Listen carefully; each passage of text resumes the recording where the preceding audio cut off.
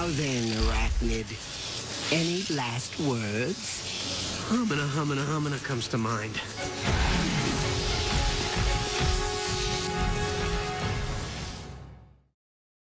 Should we do another question? Let's do another question. So our next question Let's go for one or two more. Okay, so our next question comes from Alberto Torres, who asks, what Spider-Man villain do you want to see the most in the 2017 Tom Holland movie? I've got an answer ready. Go for it. I tweeted this a couple of days ago. No, that's not original. I think they should just throw in a whole bunch of villains and do a different thing with it. The real stakes are Peter Parker's personal life. Mm-hmm.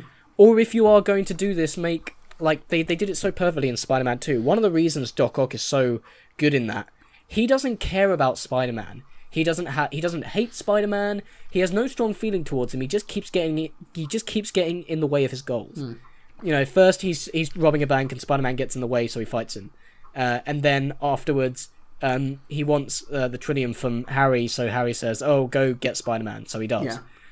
And it's just plain old, like, the reason the movies have such a problem giving Spider-Man, like, a high emotional stake with his villains in the films, it's because most of his villains are, like, one-note henchmen, one-note robbers. Yeah. You know, they just want to rob banks, and Spider-Man just gets in their way. This is why I think you could have your cake and eat it, too.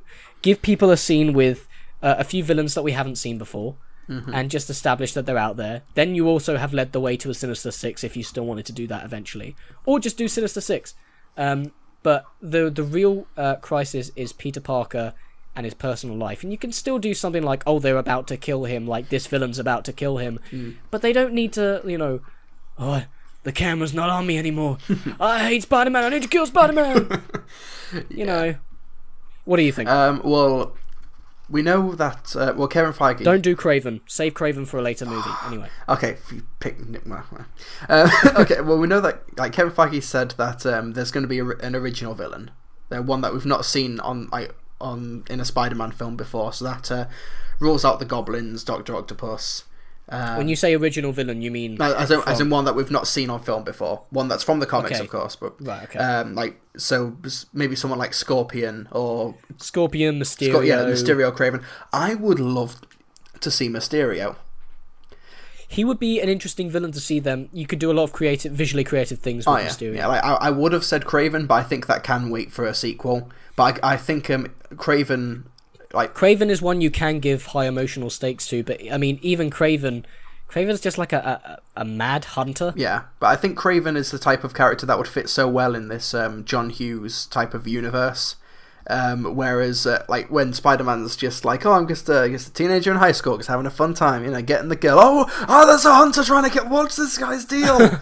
Like sort of like that. Like he sort of becomes famous out of nowhere. And then and I mean Kraven he's mostly famous for his the big story where he Kraven's Last Hunt, where basically does he kill Spider-Man or does he almost kill Spider-Man? He buries him. He paralyzes him and buries him alive. I think he died. I think he does die for a few minutes, maybe even a few days. He comes back or something. But yeah, so I mean that's a kind of Bane-ish type story for Spider-Man, so save that for a more emotional journey in like another movie.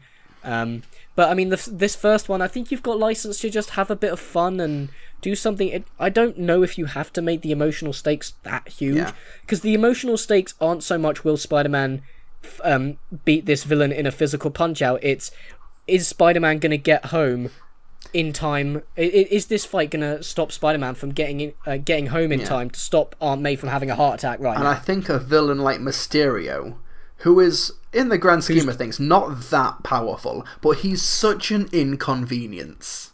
Like he has holograms, he has smoke. Spider-Man jumps at him and then he just flies through smoke. Yeah, and he's just so annoying that you would feel Spider-Man's frustration. Like, I've got like 10 minutes to get home, and this guy's just a hologram. And of course, you could do a lot of fun with like Quentin Beck, who was Mysterio's alter ego, at least the main one. There have been multiple Mysterios, where he's like a special effects technician, or whatever. He works on special effects, and he's a stuntman in Hollywood. And like you could probably have a lot of fun with that. You could even have like a fight scene where like they're going through a big like the Disney lot or whatever, or just for fun the Warner Brothers lot and just destroy the Batmobile or something.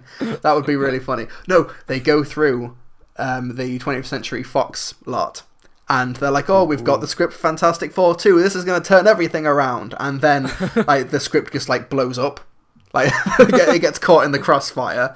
And when you think of this new Spider-Man reboot, it's not just a self-contained franchise now, it's part of a bigger universe, so you've got to think of villains that would complement that universe. And for Kraven, we kind of have had something similar like that, you know, in Iron Man 2. Mysterio would just be completely unlike a villain we've seen before if they do embrace the weirdness, which Marvel have been known to do. Indeed. So there is a story where Mysterio actually saves the Avengers in a comic book story where the Avengers are losing in a fight or whatever. I can't remember who it's by or who they're fighting, and Mysterio sets off an EMP in his suit and saves everyone, and Iron Man is like, Mysterio saved us, we can never talk about this day.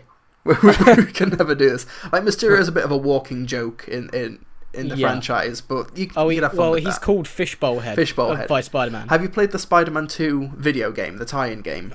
I have. They have on consoles, like not the PC version, which is terrible. I remember Mysterio's levels being fucking difficult. They're difficult, except for the one boss fight where he's holding up a shop, and then he's like giving a rant and a speech, and like 20 health bars appear at the top of the screen. You punch him one time, and then all of the health bars just drop. You could have a lot of fun with Mysterio, and if he once again fits into a John Hughes style universe. So Mysterio or Kraven, but I think save Kraven for another time. I think once you've established Spider-Man in this universe more, so that Kraven would go out and hunt him and be aware of him. Yeah, but you've also got Shocker and stuff like that. Shocker's just like a cut rate Electro. Yeah. Like, see, I've always wanted them to open up a Spider-Man movie where he's fighting someone like Shocker or Scorpion, which they kind of did in Amazing Spider-Man 2 with Rhino. That's how the Ultimate Spider-Man game actually opens. He fights off Shocker.